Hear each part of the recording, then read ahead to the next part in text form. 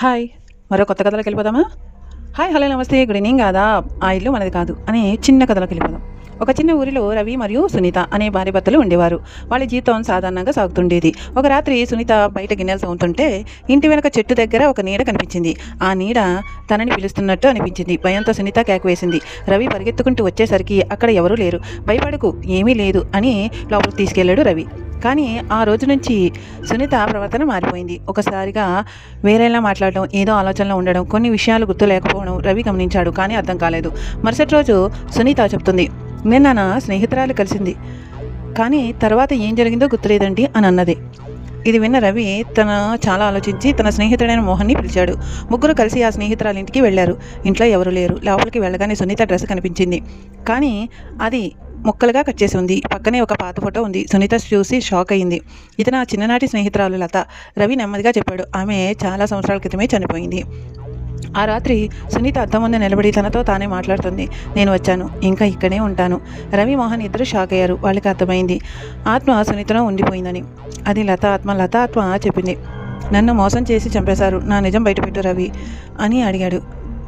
నువ్వు నా భార్యను వదిలిపెట్టు అని అంటే, నువ్వంటే నాకు చాలా ఇష్టం, కానీ నా పెద్దవాళ్ళు నిన్ను కాకుండా నన్ను వేరే వాళ్ళకి ఇచ్చి చేశారు, కానీ వాళ్ళు నన్ను మోసం చేసి చంపేశారు అనగానే రవి మోహన్ కలిసి నిజంగా చాలా బాధపడ్డారు.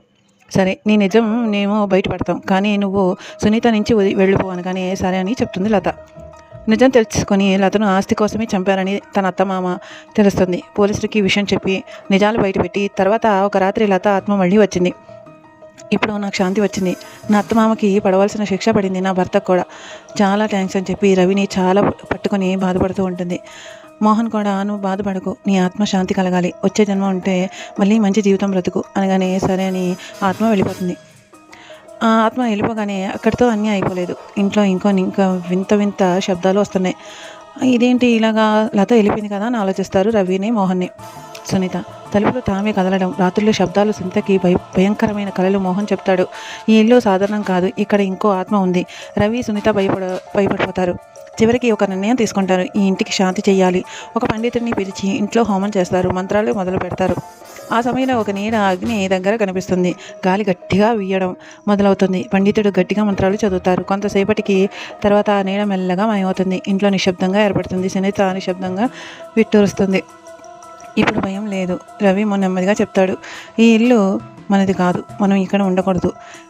ఇద్దరు ఇంటి తలుపులు మూసి చివరిసారి వెనక్కి చూస్తారు. ఆ ఇంటిని వదిలి వెళ్ళడం చాలా బాధగా ఉంటుంది, కానీ వదిలి వెళ్ళకపోతే వాళ్ళ జీవితాలే నాశనం అవుతాయని చెప్పి ఆ ఇల్లుని వదిలేస్తారు. ఇల్లు నిశ్శబ్దంగా ఉంటుంది. గాలి తేలిగ్గా వీయడం, ఒక దీపం మసకబారుతూ ఉంటుంది. కొన్నేళ్ళు మనకు సరిపోవు, వదిలి వెళ్ళడమే శాంతి. ఈ కథ నచ్చిందా? Please like, share, subscribe, visit my channel. Thank you.